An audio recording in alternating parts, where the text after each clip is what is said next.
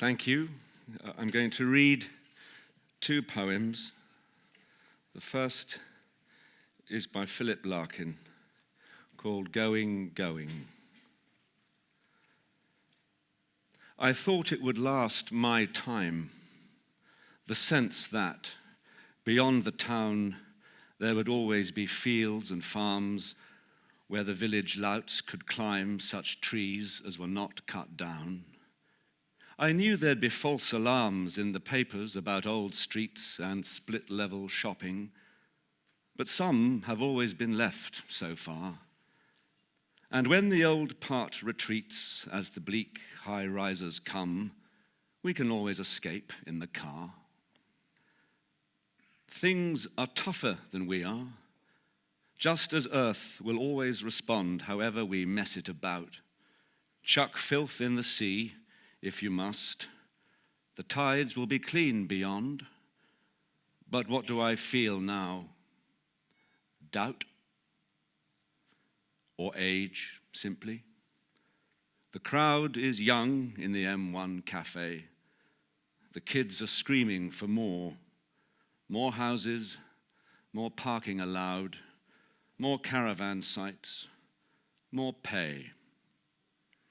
On the business page, a score of spectacled grins approve some takeover bid that entails 5% profit and 10% more in the estuaries. Move your work to the unspoilt dales, grey area grants. And when you try to get near the sea in summer, it seems just now to be happening so very fast. Despite all the land left free, for the first time I feel somehow that it isn't going to last, that before I snuff it, the whole boiling will be bricked in, except for the tourist parts. First slum of Europe, a role it won't be hard to win with a cast of crooks and tarts. And that will be England gone. The shadows, the meadows, the lanes, the guild halls, the carved choirs. There'll be books. It will linger on in galleries, but all that remains for us will be concrete and tires. Most things are never meant.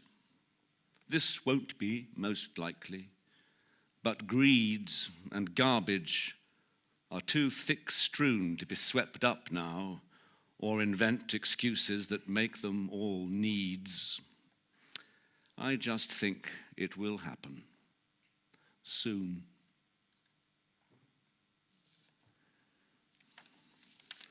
And this is a poem by Wendell Berry called A Poem on Hope.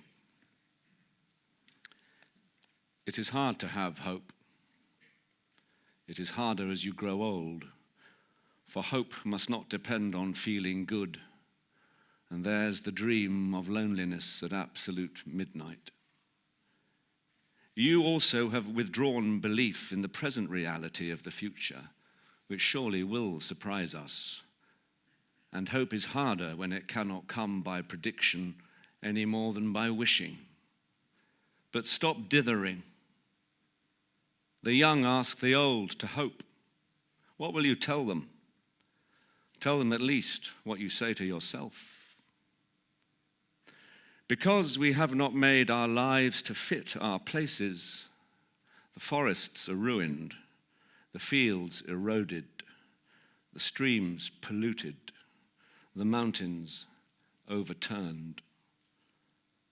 Hope, then, to belong to your place by your own knowledge of what it is that no other place is, and by your caring for it as you care for no other place. This knowledge cannot be taken from you by power or by wealth. It will stop your ears to the powerful when they ask for your faith, and to the wealthy when they ask for your land and your work. Be still and listen to the voices that belong to the stream banks and the trees and the open fields. Find your hope then on the ground under your feet. Your hope of heaven, let it rest on the ground underfoot.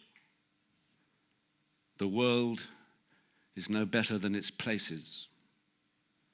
Its places at last are no better than their people, while their people continue in them. When the people make dark the light within them, the world darkens. Thank you.